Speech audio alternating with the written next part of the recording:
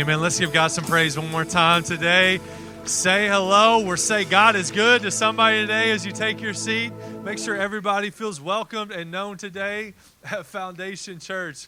Man, it's so good to get to worship with you today. And man, God has just been so good. So up here, you may not recognize it. Some of you young bloods in the room, you may not know what this is, but go ahead. What do we got here with us today? It's an alarm clock.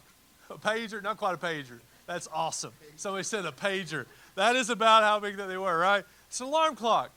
So every single morning, the alarm clock will wake me up. This is the one that I use.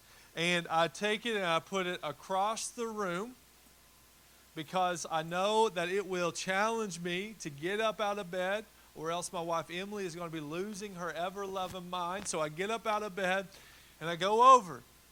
But you may not use an alarm clock, but you probably use what? Your phone. And that thing will start. Anybody have like the birds as theirs? Yeah, there's a few in the room, just a few. Mine's like heavy, it's loud. And I go over there. But did you know that your phone and the alarm clock, that they literally like turn on itself? You know what I mean?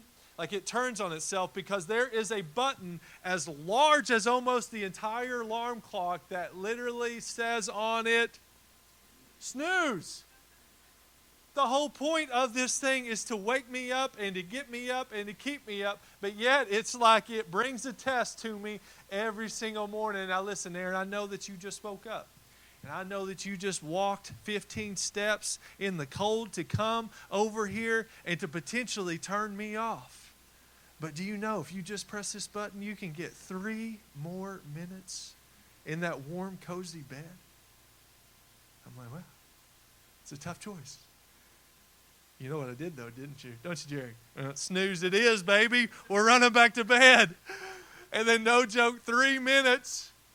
And then I hear it again. This is how insane I am. I know people in the room, you are like me in some degree. This morning, it took me 3 times to get out of bed. Now, mind you, I did the same thing every time. I would wake up, walk over, say to myself, Aaron, just stay up. And then I'd say, nope. Not now.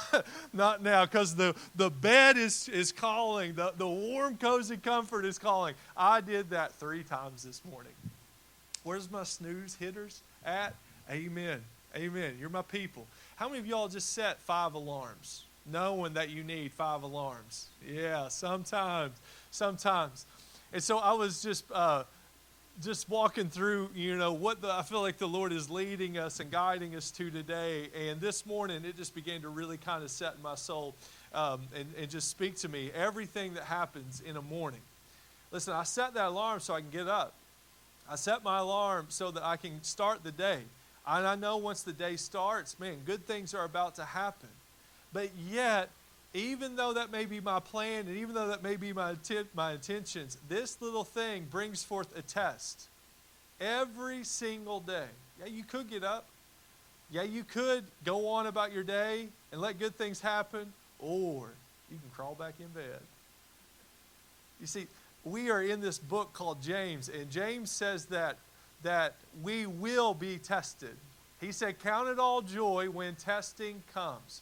Or when trials come, and it says of various kinds. There's not one kind of test, but there is a common theme that we've all been saying yes to, is that each and every single one of us have been and will be put to the test. Now, here's what's really powerful, is that the alarm clock is just the test. The alarm clock is just doing what it is supposed to do. Get me up out of bed. But there is a temptation that is found in that, to not do what's best, to not do what I want to do, or not, well, I say want to do, but really to actually go back to bed to the comfort and the convenience. Listen, I think at the heartbeat, this little tool, when you wake up tomorrow, this whole message is going to come back to your mind. And there's going to be a few things that's going to be really central and really key. But James says that we are tested, that we will be tested. But here's what I need you to know today, is that everybody here today has a choice of how you respond to the testing. Every person. And it's your choice. I can't blame Emily for me hitting the snooze button. I can't even blame Sharp for me hitting the snooze button today. Who is the only person that I can blame for what I did this morning? Me. That's right. That's right. And so today, temptations will come. But it will come every single time that you are tested. Every single test brings with it a temptation of some sort.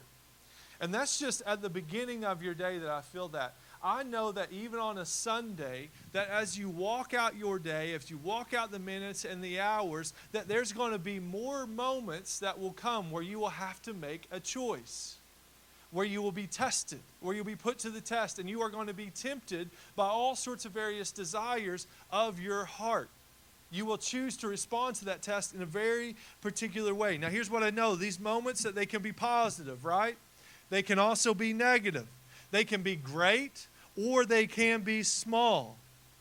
But no matter what it may be, you and you alone will get to choose how you respond to it.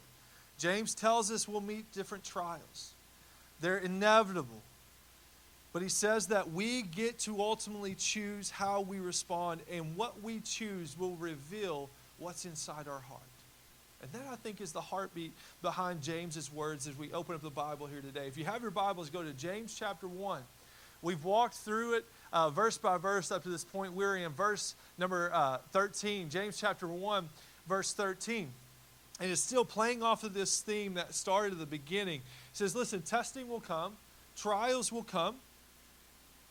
But I want you to know first and foremost that, listen, that God, He will allow testing, but God will never tempt you. James 1:13, he says this. He says, let no one say when he is tempted.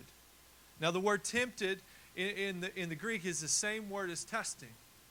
But he is saying that the testing will bring forth the tempting. It's like the outward encounter, the outward occasion will bring forth a test of your inward self, of your heart. He says, let no one say when he is tempted, I am being tempted by God. It says, for God cannot be tempted with evil, and He Himself never tempts anyone. Now, it is so true that God does allow different tests to come of all sorts of various kinds. But the question today, is He the reason behind your temptation? Is He the reason behind you acting and leading to a place of sin in your life?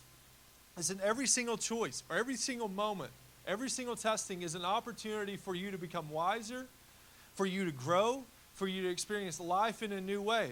But that very same opportunity is also a way for you to become, can I say unwise? Would that be the right way? For you to make a mistake, every single one, for to use the opportunity poorly, to use it not to allow to bring wholeness or growth into your life. It's if or. All right? No matter what comes into your life, you have to make a choice. Now, I did love this illustration for first service. It's like, how many of us ever, if you do this, you're crazy, is that the alarm clock is going off and you're just standing there? That'd be wild, wouldn't it? That'd be wild. And that's what it sometimes feels like. Maybe you think in your head of like, no, I'm not making a decision. I'm not going to move. And it's just, alarm's just going off, moments later, and you're just standing there. You could turn it off, or you could go back to bed. But you have a belief that maybe you're just like, no, I don't have to make a decision. No, there's only those two. There's really only those two. You get to choose to respond. One will lead to better, or one will lead to maybe, as we see, sin and death and darkness. And so we find this testing, it comes for everyone, but we ultimately get to choose how we respond to it. But it's going to reveal so much about you. It's going to reveal so much about your heart.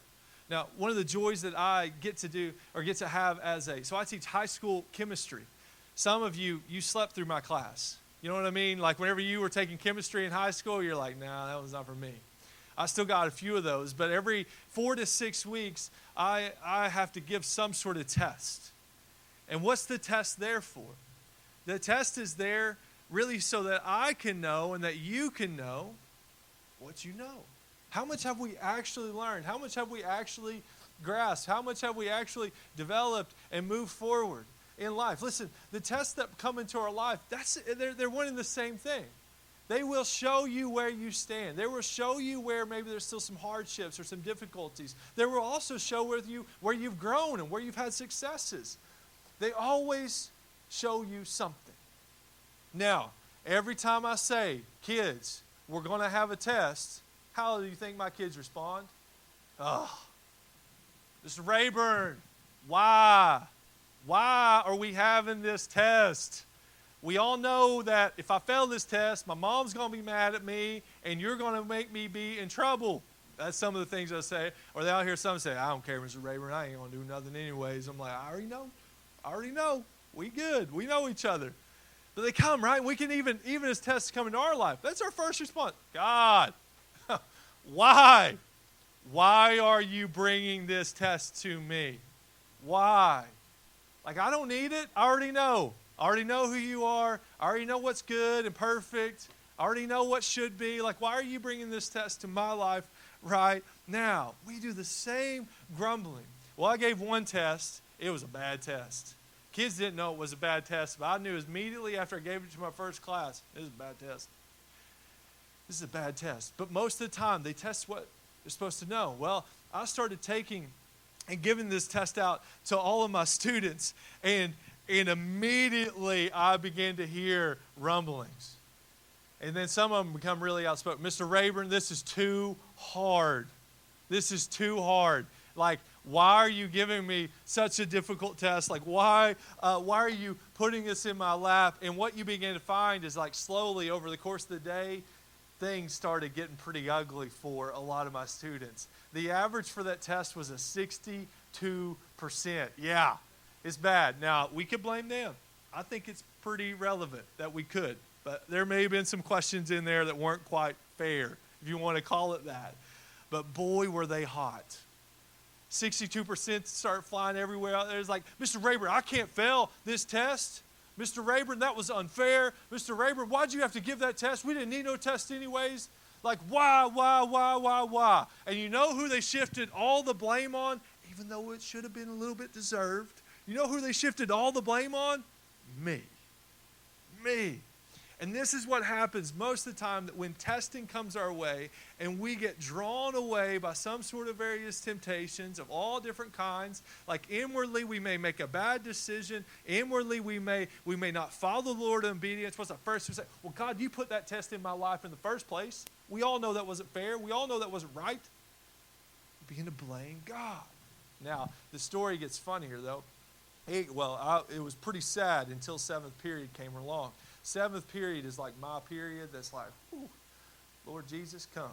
You know, that's my 7th period. They're great kids, but man, they ain't there for chemistry. That's for sure. And so we started giving out this test, and this kind of shows a different way that we try to get through the testings that come. Is that this test was given, and I'm on my computer, and I can start seeing the scores start coming in. 96, 92, 98. Somebody even pulled 100. I was like, oh, no, it's happened. And I just get it from my desk after seeing about 6 of them come through. They were all pretty close together. They'd been doing something not really still sure of, but I just walked over and I started smiling big. I said, boys, you went too hard. You went too hard. I said, you know what the average test score was on this thing? It was like, what, 85, 84? I said a 62. They did kind of like this deer in the headlight moment, but some were like, really? That's not that good. How'd I do, Mr. Rayburn? Like, you already know how you did. And I started doing that eye. I'm like, you already know. You already know how you did. I said, you tell me how you got almost 100%. Oh, Mr. Rayburn, I just know my stuff. Mr. Rayburn, I'm just that good. I'm like, we all in the room know you ain't that good. It's like it's common knowledge here. I said, I got 6 of you that has done outstanding. And we all know. We all know. But especially I know, based on all the scores that have come out today, that is not true. I said, you chose the wrong test, boys.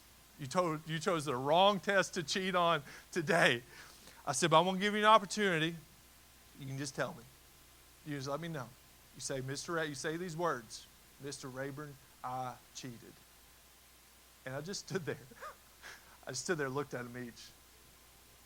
Just tell me. Tell me you cheated. No, Mr. Rayburn, I didn't want to cheat. No, Mr. Rayburn. Tell me. I did over and over. Finally, this one of the voice, Mr. Rayburn, you're right, I cheated. I'm sorry. I'm sorry. I said, thank you. Retake for you. Everybody else, suffer. Suffer the wrath. See, we have all sorts of temptations and trials. They're going to seem unfair. They're going to seem like they're too strong because they're really going to begin to show you really what's underneath the surface. They're going to really begin to show you what's in your heart. And there's some ways where, you just feel like you want to cheat your way through it. Like you just want to try to make it look like things are going to go well or that things are well. But it's like, no, listen, they're meant to show you what's real and what's true in your heart today. And so they come, this testing comes, but there's always in it some sort of temptation. All of those boys, all they had to do was simply say, you know what, Mr. Rayburn, we all know this is going to be bad for us. I'm like, I know, but we'll do better. We'll continue to work. We have this thing called retakes. That's a gift from God.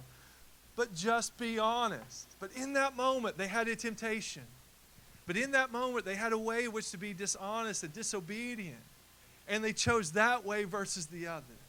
You see, every single thing that comes our way gives you an opportunity to make a choice. Every single testing will bring forth the temptation. But yet you get to make the choice. This has been one of the truths, if I've studied this over and over again, that I think is going to be freeing for you today, but it's also a hard word. It was for me. That when it comes to testing and when we find ourselves being tempted by various kinds or various ways to lead us into disobedience or to lead us into sin, we will only ever do what we want to do. We will only and always do whatever we most desire to do. You understand that? If you're really, really honest and you get blaming out of the way, everything that you ultimately will do, it is because you desire to do it. Now, you can put other comments and other ideas behind it of somebody maybe forcing you into a situation or you trying to protect something, but that will always then just reveal the greater love, the greater desire. And so as we step into this place of like, I know all throughout the room that there have been people like me that have struggled when testing has come and have absolutely failed.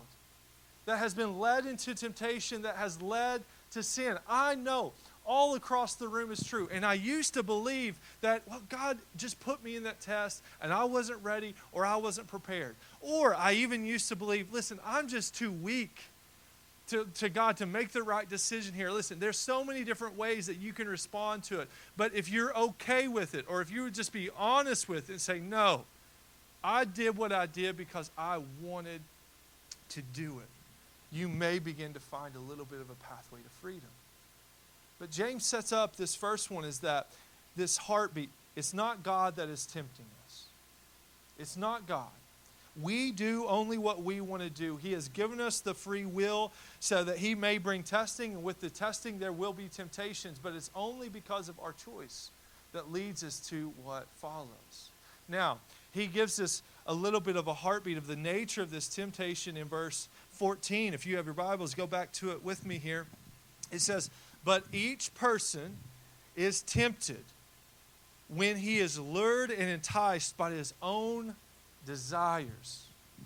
Now he begins to use sexual language here just to show just where we're leading. I think it's one of the heartbeats of today, but we are enticed. We are lured away by what? Once again, our own ownership, our own desire. It's ours. There's something in your heart right now, your own desires that are luring you and that are enticing you away from Him, away from obedience, away from the covenant. And so this word desire, though, some of your translations will call it evil desires. But the Greek helps us see just how much deeper that this is. This epithemia, and it's broken down epi, we hear this word epicenter, like an epicenter of a breakout. What does that mean? It has the most central focus, right? It's where most of the outbreak is. It's where the most danger is, at the very center of it. And then you see this second part, the thamia, this passionate desire. And so at the heart, what he's saying is that you have this highly focused desire in your heart that is luring you and enticing you away from God. It's a strong inclination. It's a strong desire. It's an over-desire. It can even at times be with quote-unquote good things, but it's an over-desire for those things. Now, here is what we're going to do next. Everybody, on the count of 3, shout out your over-desires. All right? You ready? Sound good? No, we are not going to do that today. We're not going to do that today. That'd be weird. But you already know, don't you, what it is? What's the one thing? What's the one thing? The one thing that maybe came to your mind that you just desire most? What is the one thing that maybe throughout the past week or month that you just haven't stopped thinking about? It could be good things, but yet it is an over-desire of those things. And so we have seen that there's this heartbeat that he's saying that there is, it's not that we necessarily want bad things, but it's what we want things so badly. And that's what leads us into temptations. That's what leads us into sin, is that we have a disordered desires. So I think I've got a real challenge today to try to just share what the Lord has been speaking to me, that I've grown up, and many here in the room, that basically following God has been connected to following a set of rules. And how well you follow those sets of rules then connects your relationship to God in that particular way. And so I think that what we're going to see here is that we are getting pulled away from this idea of rule breaking as if it's our connection directly to God. And we're going to go much deeper than that. It's not that there aren't quote-unquote ways of which you live obediently towards God. But there's something that is going to drive the obedience more than just saying, God, at least I followed all the rules. So let's look at it. In the Old Testament, God characterizes himself over and over as the husband, and Israel as the wife. It is said in the New Testament that us as believers are called the bride of Christ. He begins to use this language that is covenant language.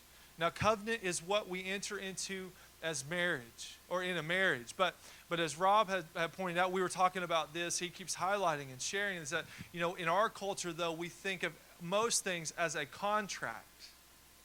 And contracts can oftentimes easily be broken. But God is looking at this thing that's much deeper. It's a covenant with him. It's an ongoing relationship of grace and mercy continually moving forward.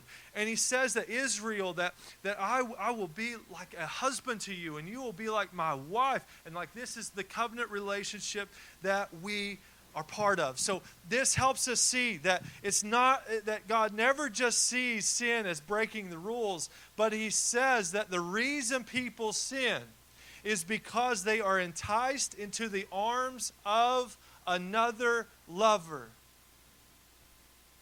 At the very root of it, that is why we sin. At the very heart of it. Let me read it one more time. Never just sees sin as breaking the rules, but he says the reason people sin is because they are entered into, or they are enticed into the arms of another lover. And we will put this as a greater lover. Over the past few months, the Lord has revealed this over and over to me. This consistent theme. I'm going to use the word spiritual adultery. The heart of it, that is sin. Judges 2:17 is our first passage that we get to. It says to the group of Israel, we're kind of jumping here in the middle of this passage, but he says about Israel, yet they did not listen to their judges, the ones sent by God to lead them and to guide them. For they, notice this word, they whored after. You notice the language, how strong of it is. Other words, it said that we're like prostitutes going after other gods. It said we hoard after other gods. And not only that, but we bowed down to them. We gave them our worship and our affection. And when we do that, it says they soon turned aside from the way in which their fathers had walked, who had obeyed the commandments of the Lord, and they did not do so. Strong language. 1 Kings 11, we're reading about Solomon. Solomon was considered one of the wisest men that have ever lived. When God said to him, said, Solomon, ask whatever you want. And he said, God, give me wisdom and knowledge. And God says, you have asked for these, and they are good things. He said, I will give you everything else that comes with that. Bless Solomon beyond measure.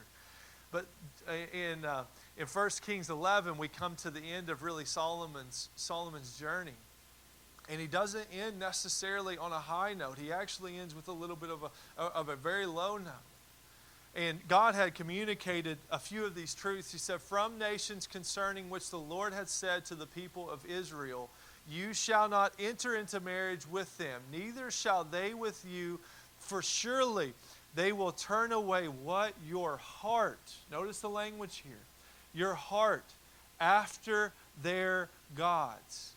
You see, Solomon had taken a few wives, and they were from these places which the Lord had talked about. And it said Solomon clung to these what? In love. Verse 3 highlights just how deep he was into it. For he had, look at that number. Isn't that saying 700 wives and 300 concubines? That's crazy. But the most important part, you may think the number's crazy, but the worst part is what happened from it. It says, and his wives turned his heart, or turned away his heart. If you continue on in that passage, it says that he then goes and he builds temples for the gods of his wives, so that they could go worship them, the lesser of the gods. Now, the last one I want to share with you comes from Proverbs. Proverbs, funny enough, written by Solomon. Bringing forth wisdom. Bringing forth wisdom and guidance, but yet seems to be a little bit out of tune. And so in Proverbs chapter 7, we see once again some very strong language. And it's using the idea, I think, that we see here of highly sexual language. That word enticed, once again, lured. We maybe hear it lust. We lust after these gods. But he begins to show in Proverbs just how cunning that these things are and how they have the capacity to entice. But he says this is strong language. It says, with much seductive speech, she persuades him. Once again, the other lovers, the other things that the world has to offer. Look how strong this language is. With her smooth talk, she compels him. I've never known really a temptation that on the surface doesn't look and feel like that. Have you? Never known it. And so it isn't that they necessarily on the surface seem wrong or seem bad, but rather they are quite persuasive.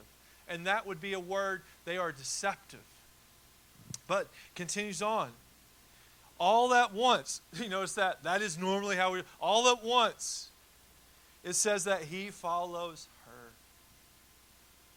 As an ox goes to the slaughter, or as a stag is caught fast, till an arrow pierces its liver, as a bird rushes into a snare, he does not know it will cost him his life. And this highlights, as we begin to kind of come to a close here at this point, is that the adultery of which James is beginning to highlight for us, and all that we see throughout the Old Testament, is that temptation never ever fulfills its promises. Ever. It is always deceiving, and it always brings forth death. Now, James is good to help us see this. He says, back in James chapter 1, verse 13 and 14, it says, but each person is tempted when he is lured and enticed by his own desire. And then this desire, once again, notice the sexual language, when it has conceived, it has made its place into your heart and then has conceived and gives birth to what? Sin. It's as if what comes out in what is happening in here becomes to be an active part of your life. It says, gives birth to sin, and sin, when it fully grown, it brings forth death. It brings forth death, which is the exact opposite of what the Lord has promised to us. It's through the deception, it's through the sexual metaphor that James is sharing with us, and so many of the writers of the Old Testament and the New are just pointing to that. The temptation will always be playing at the desires of our heart, and it will be as if we are being lured and enticed by another lover away from our one true love. Now, Emily's in the service today with us in second, so I'm going to be much more careful than first. I'm just kidding. It was great. It was great. It was great. Listen, y'all. We talked last week about re-upping our covenant, didn't we? And you hear that line towards the end. It says that forsaking all others. Let me tell you something about Emily. She is a jealous Emily. You want to know what I mean? That's a good thing. You know who else is jealous? God. He says that you shall have no other God, what? Before me. And even here he says, I'm a jealous God. And why? Why so jealous? Why so jealous? I begin to pray, see this over and over again. Why so jealous? Because the world will never, ever bring forth his children life. Ever. The love of which he has for them. The good of which he has for his children. Through the trials, through the highs, through the lows. He loves us so dearly, and then these other gods pull us away from him and life. We see here this strong connection to death over and over. What kind of love the Father has for us. That he even feels the rejection and the betrayal every single time that we choose to step away. How much more? Think about it. How would Emily feel every single time I made a decision to step away and forsake her and to live an adulterous lifestyle? Would that be good for her in any way? No. Your hearts would break for her. And you crucify me. As you should. In all regards, right? You see I need you to see it like time out. All right? This is like the strongest thing I've said in a while. Everybody take a breath. We're going to breathe easy here because this may be the first time you're seeing sin portrayed in this way. About 3 years ago, Rob began to share with me this word covenant, this connection with God. And I've just seen throughout the last 3 years how my marriage has just continually shown me just that beauty. But the Word keeps speaking to it. And I just began to dwell on this thought over and over again that if that is the heartbeat of God, if that really is the heartbeat of sin, oh, what an adulterous person that I have been to the Lord. Anybody else willing to think that as well? Oh, how we have turned to the other loves of this world. But yet we have found God's grace and his mercy all the way throughout. Now, how do we escape the temptations that come? How do we escape? How do we find ourselves in the middle of testing, not giving way to temptations that lead to sin? How do we do it?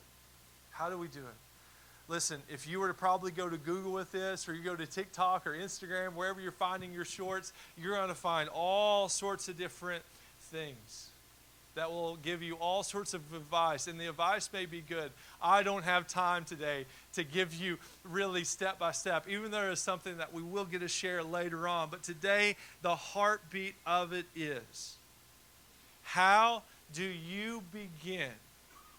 How do you begin to escape from the temptations that are coming against you in these trials and in these testings?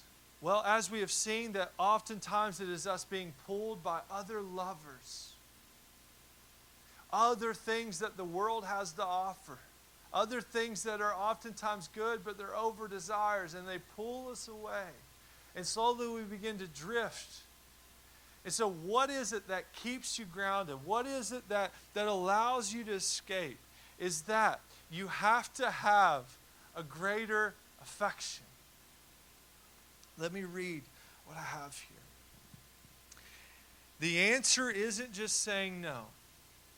The answer isn't just give it to God. The answer isn't, as I did often as a young child, throw it in the fire, your sin and temptations, and watch it burn away. Anybody else ever do that? A couple church campers in there. That was always the way to deal with sin. You just threw it in the fire. Well, I don't know about you guys, but it always seemed to come back about a week later. Seemed to come back out of that fire. I'm like, oh, well, that didn't work. No, it oftentimes doesn't. It may for a little while. It may for a little while. But what is it that allows us to escape? It is the power of a more beautiful affection. It is the love for something greater. You see, sin has captured your imagination. The enticements and the lures. I was talking to a gentleman that attends our first service. He loves to fish. And I said, KW, how do I catch fish out of the little sandy river? And what I'm specifically asking is, what is it that's going to lure them in? What is it that's going to entice them? What is it that's going to draw them in so that I can reel them, catch them? Like, what is that? Listen, you all have the same thing, right? There's something there luring and enticing you. And we can see that there is this imagination that comes with it. There's the deception that hides under the trap and under the hook that is there to snatch us and to lead us into death. So what is it that leads us? That we have to love something greater than those things. We have to be captivated by a greater affection. We have to have our mind set on a greater love, a greater desire. We must always replace the one for the other. And so what is it? What is the greater desire? It's everything that we were singing about as we came to. It's Jesus. Now that seems like the most Christian answer anybody's, hey, how do you deal with your temptations? It's actually just Jesus. And I'm trying to simplify it today. Ryan, come on up. It's that your heart, in order for you to not be enticed, come on up, guys. In order for you not be enticed, in order for you to not be trapped, to not step into the sin and the temptation, your heart must be captivated by a greater love. It's the only way. And we find that love in Jesus.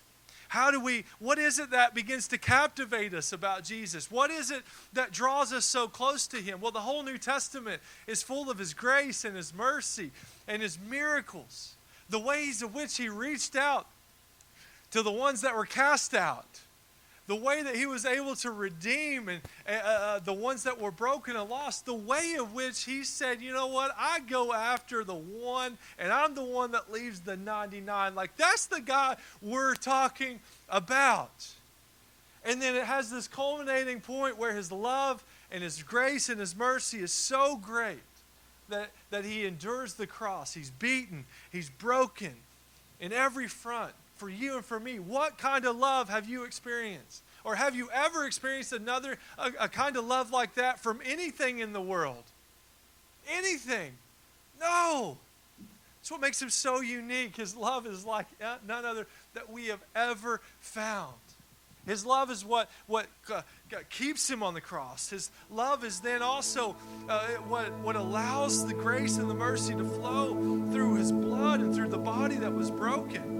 And then praise be to God, His power and authority over temptation and over all the things that lead to death is broke loose through the resurrection. And for the first time ever, this love is so great that it has the capacity to renew all that has been broken in you and in the world. There's no greater love to be found.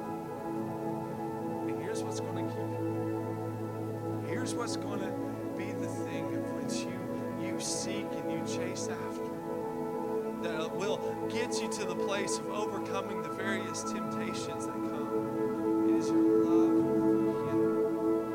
Your love for Him only grows when you understand how much He has already loved you. It's out of that love you become drawn to. It's out of that love that that love, you stop striving to be perfect and not break any of the rules. It shifts because he loves me and I love him. I stick with him. I'm obedient to him. I got a lot of things that are trying to pull me aside. I got a lot of other lovers that come knocking on the door. But he's my true love. All that they have to offer is false. It's fake. It doesn't lead to love. Praise be to God. Listen, we're getting through now, and I'm just so thankful for what God's like, aren't you just so thankful though that like you can stand here today and experience his love even when you didn't love him? Like, aren't you just so thankful for that? It's like, what kind of lover does that? Like, it's like you ever said, like, if you only knew my story, it's like, well, God knows your story and you are still redeemed. Because his love lasts. His love continues to pursue. It's only often us that what's wrong with us. So, here we go. I'm thankful for the love that I've experienced through Jesus Christ. It is his love for me that just seems to continue to draw me to him over and over again. And the closer I get to him, it isn't that temptations don't still come. It isn't that testing doesn't still come. It isn't that trials don't still come my way that try to pull me away from him. But the greater that I love him, the less those things are attracting me into death, into sin. Amen? So may we grow in him. We keep talking, this whole series is called Progress Over Perfection. And listen today, may we progress. May we continue to learn the love that he has for us, and may we respond to that love with love to him. Would you stand this morning with us? Look to Jesus, who he is and what he has done. Fall in love with him. That goes way beyond behaviorism. Look at what Jesus has done. Look at the grace that he has given. Fall in love with him. Fall in love with him. Now, I got one more thing. Y'all good? One more thing. All right. How do you fall in love with a person? How do you fall in love with a person? Sometimes it takes a little bit of time, don't it? You may have love at first sight. It's okay if you did. I did. Grow in it. Progress in it. I love this imagery. I told it to a young man. I said, you ever thought about dating Jesus? You ever had that image? I said, here you are. You're thinking about dating all these other women. I said, have you ever thought about dating the Lord? Oh, that sounds crazy. I'm like, well, what are we doing on a date? Take him out to eat? Sit down across from him and say, tell me about yourself. You ever seen that? You ever thought about it like that? You open up God's word and you just come to this one place, the Lord, tell me who you are. And then I believe you'll see page after page. Oh my goodness, is that what you're like? Is that who you are? Yes, over and over. And then he has this desire to know you, to know your struggles, to know where you've been in your life. You continue to see that same pursuit, but he does it so perfectly. He does it so perfectly. While you're checking out Jesus, but then also checking out all the other pieces on the side, you know what I mean? That's what our hearts are doing. He's like, no, I'm constantly pursuing you. I'm constantly pursuing you. May we draw into it. May we live in that today. May we come to know